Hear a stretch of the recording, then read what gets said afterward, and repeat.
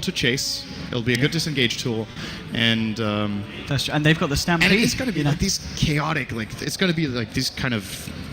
It's going to be really clustered fights, no matter what. Now, and then Sigil owns. I mean, you talked about the Snowball being a high skill cap, and that, of course, is because of the potential to kind of mess things up for your team. And now the Disruptor picked up by NIP, that's really nice. You know, if you're able to find the setup and the Snowball's not coming in on you, you can lay down your skills as they roll into it.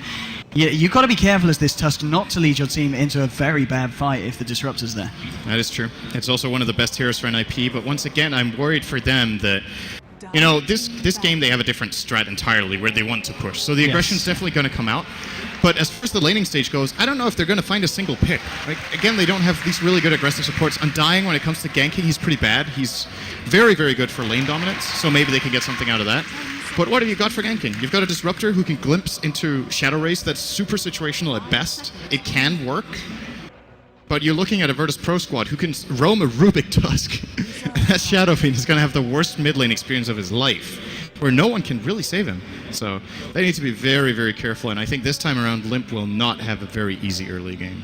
Oh, the final ban from NIP, that's going to be the Viper and indeed VP. They're still looking really for G's hero here in the mid lane, and NIP themselves looking for their offlaner, and it's going to be the Lina picked up here. Interesting, they're picking that into Pugman. Okay. That's their last choice.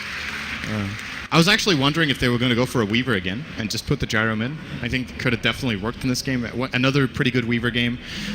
But they're going to go for playing the safe lane Gyro this time around, most likely on Paladin, and G on Lina. It is, of course, a very high impact hero. The really nice thing about the Lina here is that it's a good matchup.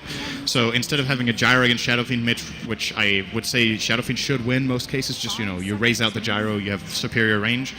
This makes it even more volatile in the mid lane. If G gets one gank, he can own the Shadow Fiend alone. He hits a stun and he's dead. When Lina's level 6, she solos Shadow Fiend from full health. So dangerous stuff.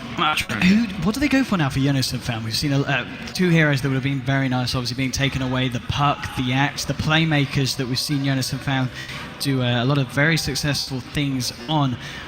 What do you pick against this? What do you pick to contribute to these early fights and early pushes that you're going to be looking for? And again, something that's not going to be easy for the side of VP to take down in these fights. I'm thinking about his Legion Commander just for overwhelming odds. Okay. And of course, for it's not for the duel they would pick it. It would be for overwhelming odds and for the Dispel against these stuns that Virtus Pro have. Maybe you can get an escape out of it. You have at least some sort of heal. I feel like that's still not going to cut it. Like, they need someone who actually contributes to dealing damage. There we go, Warlock. Okay. A very nice choice. Teamfight potential. Has a different heal.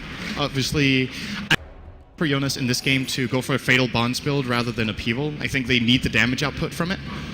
And even though Upheaval could also kind of be nice, it's super hard countered by Stampede. So I think Fatal Bonds is probably the better choice. And use the Killing Offering, of course, to great teamfight effect. This is a very nice idea from NIP. Could work very well, could fall off entirely. Similar to the Phoenix last game, where to get a good landing stage. Let's see if they can do it.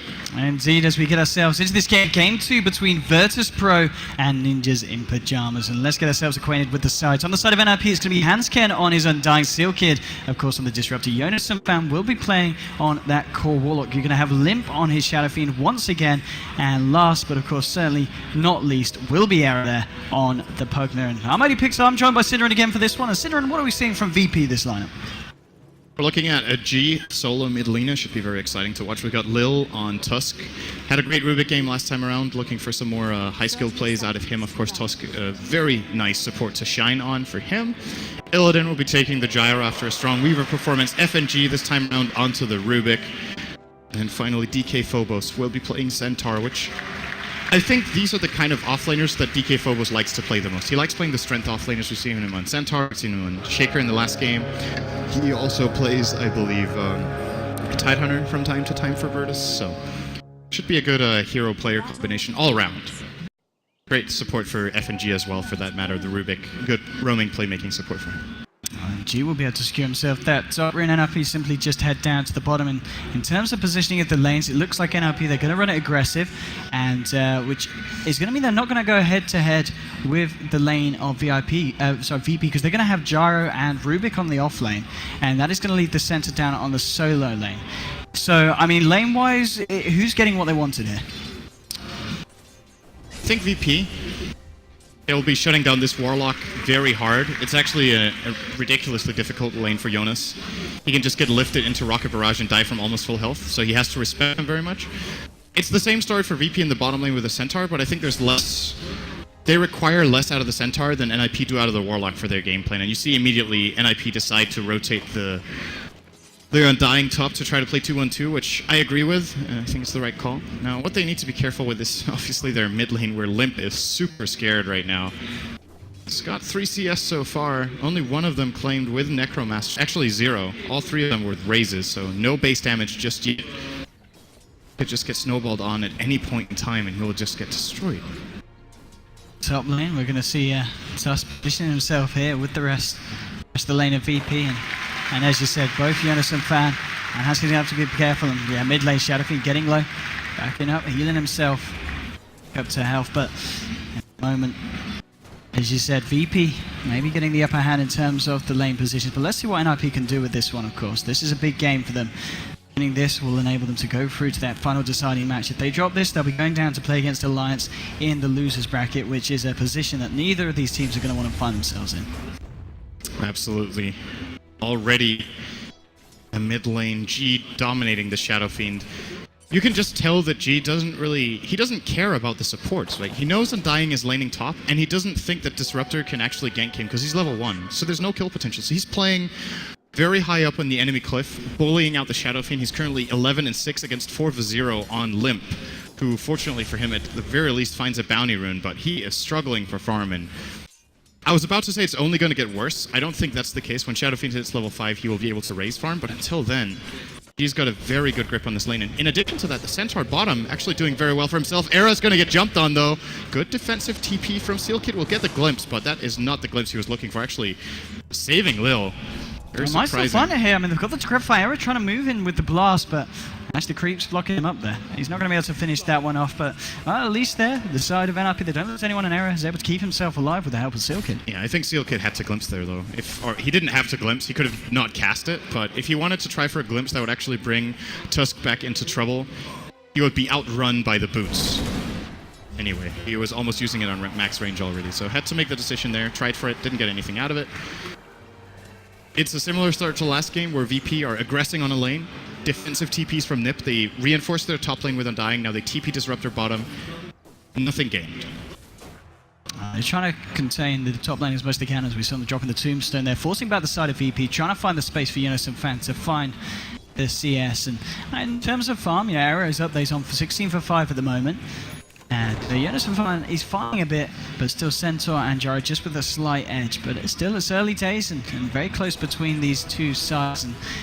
And with NIP's kind of lineup, if they are able to get the ball rolling and start to take the towers, it's going to be a very momentum-heavy game in the sense that VP are going to have quite a lot of trouble playing from behind. Kind of in a similar situation to how NIP were with their draft in Game 1, if it gets to that point. Absolutely. It's all about NIP hitting their timing window. Get level 6 on Warlock, get level at least 7 on Pugna, so you have 4 Nether Blast, a couple of points in Nether Ward, and then you look to run down a lane and take a good fight. If you take a single bad fight where you get cleaned up, I think you almost just lose the game. But it's a similar situation for VP. If they try to take the fight and get run over, they lose not only their heroes, but definitely 1 or 2 towers in the process, and maybe even more. So very important teamfight kind of game. But I think Virtus Pro in this game will be looking to skirmish once again, where to try to spread the map out a little bit so NIP don't get to group up. The good news for NIP is that they haven't lost a hero in the first 4.5 minutes, so that kind of favors their game plan a bit more. And Limp, they're actually opting to walk right back to bases, so this is going to give more space and time for this Lina, who, as you were saying earlier, is dominating this lane. 27 for 10 at the moment. G is having an absolute field day there in the mid. And well, bottom lane, Sealkid looking for a bit of a wraparound, trying to get the damage onto Phobos here. He's got a point in return, so he's going to actually try and turn this one around. Lil moving in with the snowball. They're going to go on to Sealkid. They're going to find the Hoof Stomp as well. The blast is going to come out from Era, trying to do as much damage as he can in return. It doesn't matter. They will get first blood there. Lil very nicely with the rotation on the Tusk, and well, that's the power of the Tusk there, just enabling to turn any lane into a very favourable skirmish. And that's the crazy part. He's level 1. There are very few supports in the game that can do this with level 1. Oh, nice ice shards as well onto Era. That was beautifully executed. Kill once again here from Lil. Getting a secondary. I mean, that's bad news to me. Yeah, and these are big kills for Lil, because as you said, he's going to be sitting around mid. He's remained at level 1 for a long time this game, so getting those kills as well. He's going to get onto the board, and 2-0 at the moment for the side of VP. I mean, at what point in the game can we kind of expect to see NIP group up and start to push down the towers? Is it going to be once certain heroes hit 6? Is it going to be once the Shadow Fiend gets his mechanism? I mean, what's the game plan in terms of kind of, targets in terms of the timings? So that's a really good point, because Shadow Fiend's mech is going to be later than usual, and it's a part of their strategy that they really want to use, I think, that was the timing window they would initially be looking for. Shadow Fiend mech, Warlock 6, Pugna 7. And all of those things can actually come together around minute 9 to 10. Oh, well, it gets blown up. That's a big kill there, bringing down Illidan there with the ult to Crepify, and the amount of damage flying through there with the Soul 3 Rip points with the in the curse, yeah. Even. And the Soul Rip as well, yeah. That hurts hell of a lot, so yeah. That's one kill for Nip that they desperately need now. To get onto the tower here, and with the Nether Blast as well. Once the tower is open, it's gonna fall pretty quickly. G, of course, level 7, meaning Lim's gonna have to be very careful where he goes. Now with this Noble coming in, they've got Laguna Blade as well. This could be a bit of a tricky position for Lim to be in, but no, he's gonna find himself on the right side of the ice shards. He's gonna be okay. G, they've got the Stampede here to get themselves back out, and here we're talking about the strength of the Centaur, just allowing any kind of bad engagement to be rectified in the sense that you say, okay, let's back up and wait until we try for that again. Good for NIP, they don't lose a single hero there and force out a Stampede. That's something at the very least. So, where were we? You were talking about NIP's timing. I think they have to concede the mech for the push. I think if they wait for the mech, they're waiting too long.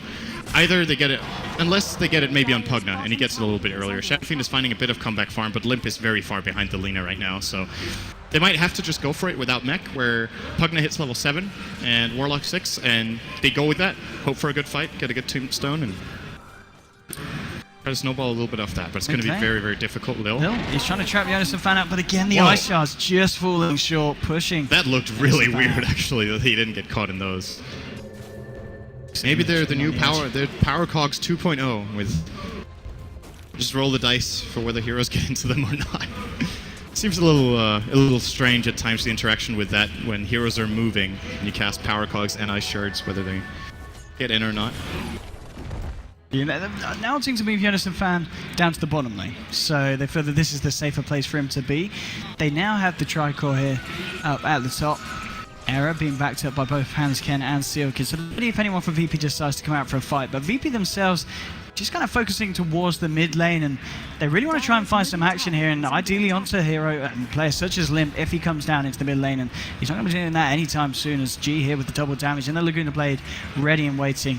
They're going to need more than just a plus if they want to do something to jump onto VP here, and they're closing in on 6 on Jonas and Fan, so when he's got the golems, maybe that's going to be the potential go time for NIP, and they can look to try and take a fight against VP. The golem is necessary. Here we go. He's getting it now. The Ice Shards, I believe, did not see this coming. If it did, that's really unfortunate for NIP if their smoke gang fails because of it. Maybe it actually did.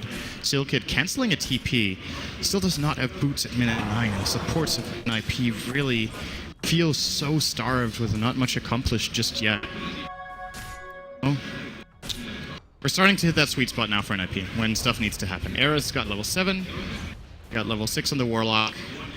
What are they going to do? It looks like Warlock is getting a Midas, by the way. I really don't agree with that in this case. It's a great item on Warlock in a lot of cases. You want to get up to level 11 and 16 as fast as possible. You want to get the Aghanim Scepter farm with it so you can get into double golems. But I think buying Midas and going for, stalling out the game a little bit and playing more of a farm-oriented timing is it's not going to help. It is, of course, great should they win a fight. Then he's going to be further ahead than he would be else, but I think a core item on Warlock would actually be very needed for them to win the fight in the first place. He could have also been a mech carrier. And at the moment, they have none. They don't have a single hero who's aiming to build a mech as it looks. I don't know about this Midas build-up. It's treated to me. It's kind of like they want to fight as well. I mean, all 5 heroes to the side of NIP towards the top. VP, they've got all 4. They're leaving the mid lane here for G, as G's just going to continue to take the farm very happily. And they've got the Stampede at the ready here, VP. Do they want to jump into this? Telekinesis on Terra. Looks like they might want to go. The Golem is going to get dropped onto Phobos. Can NIP turn this one? Era's getting close, going to be able to keep himself alive here with the Soul Rip coming in from Hansken. But now Laguna Blade onto Limp. That's going to be the first death. The cooldown finishing off Hansken. 2 for nothing, 2 for 1. Let's make that as NIP are able to find Phobos off the back of that fight, but still losing Limp and Hansken as well in the trade. Yeah, that's not enough for NIP unless they get this tower. They use Chaotic Offering for it. Era has half mana, so he can use like 3 or 4 Nether Blasts. Maybe they get this tower right now. That would definitely be a start with well-timed Glyph. And Dragon Slave should probably stop this together with the Flak Cannon. And this is I mean, it's one thing you lose a fight 2 for 1, right? In most games, you're like, okay, it's a lost fight, not the biggest of deals. Every single fight for NIP with this draft is incredibly important, and this is not enough for them. VP are going to be very happy with that exchange. They buy themselves 2 to 3 minutes more farm. Possibly DK Phobos will have a blink next fight then, and then they can use Snowball differently. You just see NIP, they're not getting in. G even picking up an 11-minute Yules. Indeed, very good. So 4 for 2 at the moment. Net worth at the moment favouring the side of VP. They've got the 2 top at the moment. And NIP just falling behind slightly in terms of the support's value. But I mean, they are able to get the push on, take a couple of towers. There's going to be a lot of gold at this point into their bank. But I mean, game plan, as you said, NIP, do they continue to need to look for the tower? I mean, do they have any kind of window in which they can hang back, or are they just really got to step up the pressure? And they got to step up the pressure. I don't think their draft is really one-dimensional. It's what it was built to do exactly this. They haven't executed it well enough and got pressured too much in the lane, so you have no plan B, really.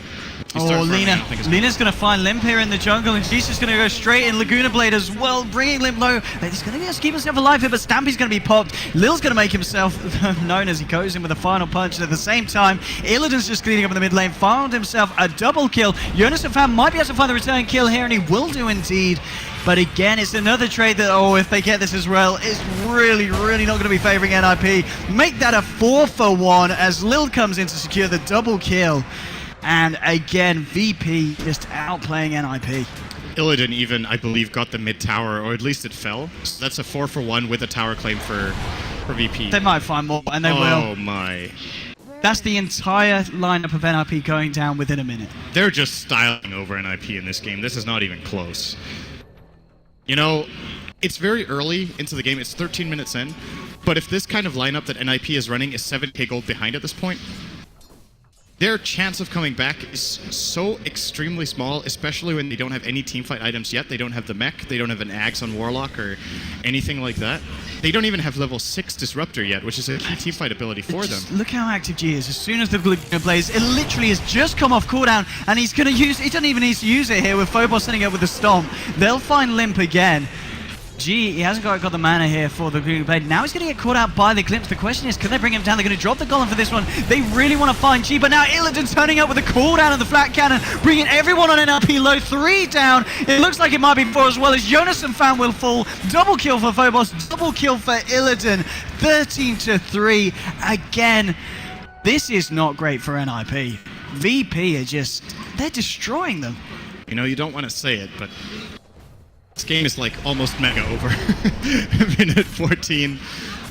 The only, okay, so the only thing NIP can really do right now is, you know, it's not what they wanted to do, and I said they absolutely have to keep the pressure up, but I think at this point they have no choice. They have to farm the mech. Yes. They need to wait for it. They need the heal. So the fact that this mech from Limp is so delayed, he's currently 0-3-0 with fairly low farm for Shadowfiend minute 14, sitting on 65. Oh, if they can get Illidan here. That's something. Yeah, they're going to catch him out with his crap. They're going to start stuff, but DK Phobos, he gets the Hoof Stomp onto 2 now. Era's going to get brought down by the double edge, and he's got a full cooldown of the remainder of NIP. Snowball straight through. 3 down. Hansken and Jonas and Fans, the only ones to survive. And just the amount of gold and XP now flowing towards the side of VP, it's just so much, and NIP, they're falling behind drastically here. Yeah, so Shadowfiend has to find his mech, which is not happening when he keeps getting ganked like this, and it's just really difficult because they have very little map control. VP are just controlling the map very well, playing super aggressively, and the Shadowfiend has no tools to deal with this kind of a burst lineup coming in on him. If he finds the mech, if Warlock finds an Axe, and they get a successful teamfight, they're going to get a big bag of gold, but it's so many ifs. And until they even have that possibility, they're easily going to lose another 5 or 10 heroes to the roaming of VP, because in order to find those items, they have to farm, and there's nowhere to farm. Oh gee, he's got an invis rune. He might just find a kill with this, moving in close to Jonas and Fan. Can he get the Yules off? Yes, he can indeed. He's got the Laguna Blade for this one. He doesn't even need the backup of his team with the punches. A cooldown's going to come through to secure the kill, making it a double kill for Illidan as they find the Disruptor as well. And again, that feels like just the umpteenth fight where VP have found everything and NRP find nothing in return. Absolutely. There really isn't much to say apart from EP are looking super hot in this series. Both Game 1 and Game 2 dominating early aggression, and NIP do not have the answers for it in either of the games. Assuming that VP win this game, which looks like is definitely going to be the case, I feel like they're the team that has looked the absolute strongest by quite a margin. Even though Na'Vi have looked really, really good against Alliance, I think VP are just that extra, they have that extra step of execution and early aggression. He's going to walk into, Illidan's got a haste, he's just going to chase this one down. He's going to get forced back by Era here. Limp's going to live this time. Yeah, Illidan deciding against diving that deep. There goes the top tower. VP are not giving them space to breathe. It's actually really beautiful to see how it's like, I don't think there has been, after the early game where not much happened for the first 5 minutes, there hasn't been 30 seconds without VP engaging somewhere. And almost every single time has resulted in a kill or two. So NiP never get the feeling that they get their ultimates back for the next fight. Because the next fight is coming so soon that they don't even get time for their cooldown to come back. There you go. Nether Blast going to be stolen for FNG, going to help nicely with the push. And worth noting so far in a game with 18 kills for VP, Rubik's not been involved in any. Not a single kill, not a single death, and not a single assist. So they've not even needed FNG. It's yeah, that's true. I actually can't believe it. It's quite something that Yoda a fan. He's lucky to get himself away that does TP out in the tree line, but 18 kills and your Rubik hasn't been like what? Yeah. No one has ever done that in the history of Dota. Well, Glimmer Cape now on your Tusk. What's the difference looking like in terms of net worth? If the crowd might want to cover their eyes here, because not pretty, not pretty. It's about 1,000 gold per minute lead for VP here. And Limp, there's a missile closing in on him. G's just going to look for him in the jungle, and well, I don't think there's any way this guy gets out of this one, and no, Limp is going to get taken down. Unstoppable kill streak now for Illidan, and just the individual hero's value as well. This is really quite something from VP, and I mean, as you said, they're proving that they are definitely ones to watch going into this tournament and as it's going to proceed. But this, of course, you know, it's not over yet. Maybe NRP can find the big turnaround. Warlock, how's he doing towards his Acronyms? He's working towards it, of course, with that Midas. He's getting closer and closer, but Era just getting caught out in the mid lane. Phobos with that one, and not talking about the Warlock himself. FNG and Lil have found it.